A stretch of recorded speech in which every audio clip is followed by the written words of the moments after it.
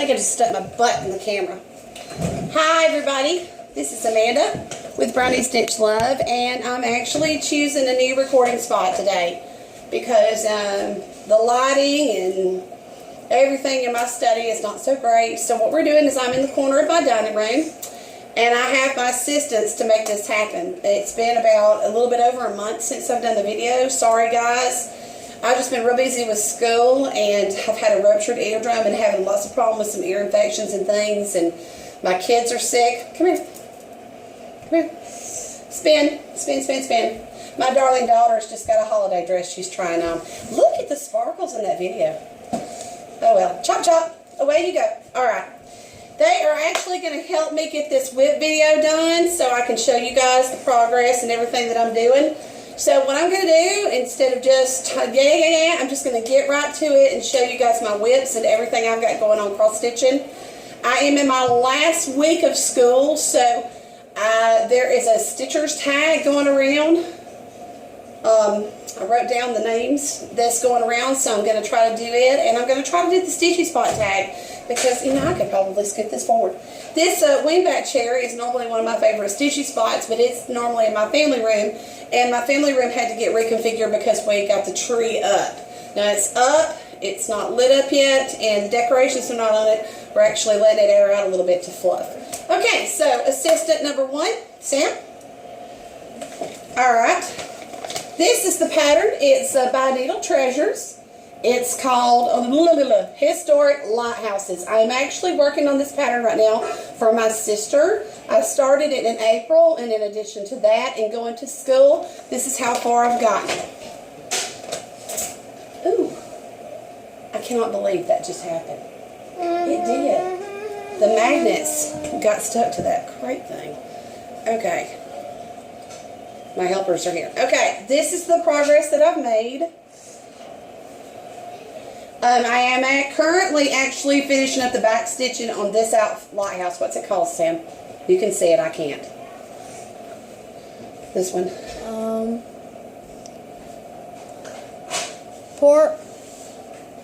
This one. I know, that's what I'm reading, but I can't read. We'll just look at it here. Okay, he's going to tell you the name of the lighthouse. What I have actually done is I've tried to follow the pattern, but also kind of geeking me. Portland Head, Maine. Portland Head Lighthouse, Maine. What I've been trying to do is go on the YouTube videos and actually see videos of the lighthouses that I'm actually stitching. And I have one more lighthouse to stitch. Portland Head, Maine, and then there will be one more lighthouse. Okay, point underneath that lighthouse for me, underneath that green patch. Okay, which right here in this area is where the final lighthouse goes, and that's going to be the Cape Cod. So, that is the progress that I have made on that. That is a Christmas gift, so after next week all my papers are written and my PowerPoint presentations are done, I will have this lighthouse on here and these little sailboats, and then I've got to go back and add credit to my compass. But it's supposed to be a Christmas gift for my sister, so I got to alley it up. Okay. Second whip I've got going on is a really cute pattern by Dimensions, and it's called Sorry About the Mess, But We Live Here. We have 4 kids, 4 little dogs. We work. We live here. Would you please hold that again? Okay. Because I think it... And here's as far as I've got. I've got Sorry About the Mess. And of course we have Jack Skellington as the needle minder. Yeah, and it's backwards. It's not. It's fine. It's fine. The next project I've got going on, of course, is the Frosted Pumpkin Stitchery, and I've got the top row, all the frames are done, and I've got the spider done. Now, this is the reason why I am not doing the stitch along that's going to be happening for 2016, is because I'm going to focus on finishing 2015. Maybe every other year or when I'm not in school could this be done. Next whip, and I think I've already showed you guys this. But when we talk about whips and things that we've got going on, baby girl, will you find me one that's finished in there? Find me one that's finished. My son loves, all my kids love Finding Nemo. And so I have decided to try to do a quilt of something that's their favorite. So right now, is that one finished? That one right there that you're about to pick up. That one's finished. Okay, bring it over here. I am doing a Mill Hill Button and Beaded kit. It's the Bluebirds. It's called Love Nest. And here's as far as I've gotten. I'm actually going to come up with a new storage system for this because it normally just stays in little travel balls. Okay, my daughter is going to show you my whip. This is one of those in-between whips. If I'm at the doctor's office or whatever, they're just stamped embroideries, and it's just a stitchy square based off of kind of like Finding Nemo. And I actually kind of chose the colors to be like Nemo and Dory, and the corals and the bubbles. All right, that's that. Let's go to my other whips, because apparently I'm like all you guys and I have more than one. I'm trying to hurry up and show all you guys this. I am doing a pattern for my husband right now, and it is Jana Lynn, and it's All You Need Is Love. If you know the Beatles, then you'd have no reason to understand why I'm stitching this. Love is all you need. And so far I have made it a little bit of the scroll work and love. Of, not really love, of. And of course I have the unicorn pooping rainbows needle binder, because I think that's hysterical, because when my kids ask for something that's unrealistic, I'll say, sure, unicorns poop rainbows. And it's kind of a smart alecky answer, but it's the truth. So there's that. And I actually like to sew mini pillowcases, but you guys have seen my son's bearded dragon, and he's over here strumming the guitar on the floor when I asked him not to. That's going to cost you know that, right? Just wanted to remind you. You put that in the sink. I don't know how that got in there. Okay. Next. Oh, they're cracking nuts. Yes, we have big pecan trees in our yard. And so, oh my gosh, that put a hole in that. Not good. I just found out that my baby wipes container's got a big fat stinking butthole. Sorry people. I'm sure I'll get a dislike for that one. Here. Stop it. My husband's making fun of me.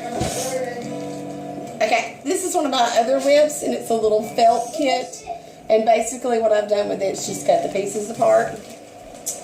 And here's another little snowman ornament kit, and I've done cut the pieces apart. Go get those little ballerina ornaments that are in there. Yeah. In addition to cross stitch, I've learned to I knit, and so 'tis the season to knit scarves. So I've only started on one, and we have like how many? Like 8 teachers to give to this year. I gotta get busy. I keep all of my goodies in my little grandma basket beside my favorite chair. Ta-da! I found this at a thrift store for $3.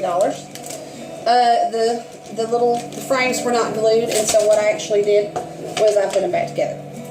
And we talked about scissor fobs and goodies. This is in memory of Deborah, and it's a monkey scissor fob, sock monkey scissor fob.